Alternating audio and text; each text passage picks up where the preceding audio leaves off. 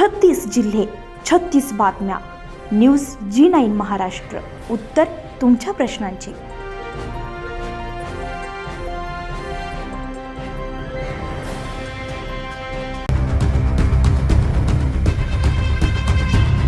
तिवसा तालुक्यातील ग्राम तळेगाव ठाकूर येथे 25 मे 2026 रोजी दुपारी 2 वाजेच्या सुमारास अचानक आलेल्या अवकाळी पावसासह वादळामुळे मोठे नुकसान झाले. या वादळामध्ये मौजा तिवसा भाग 2 येथील शेतकरी उत्तमराव उमप यांच्या शेताजवळ सुमारे 20 वर्ष जुने मोंगणाचे झाड जोरदार वाऱ्यामुळे कोसळले.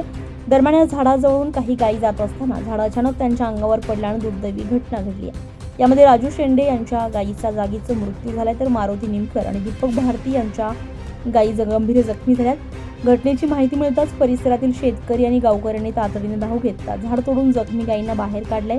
त्यानंतर बंडीच्या सहाय्याने गायींना गावात आणण्यात आलेला आहे. जखमी जनावरांसह पशुवैद्यकीय अधिकारी डॉक्टर विशाल माहुरे यांनी तात्काळ उपचार केले. घटनेनंतर तलाठी तेजस्विनी केवटे आणि महसूल सेवक बाळू घुरडे यांनी घटनास्थळी भेट देऊन पंचनामा केलाय. या अनपेक्षित घटनेमुळे संबंधित शेतकऱ्यांचं मोठं आर्थिक नुकसान झालेलं असून शासनाने तातडीने नुकसान भरपाई द्यावी अशी मागणी ग्रामस्थ आणि शेतकऱ्यांकडून करण्यात येते.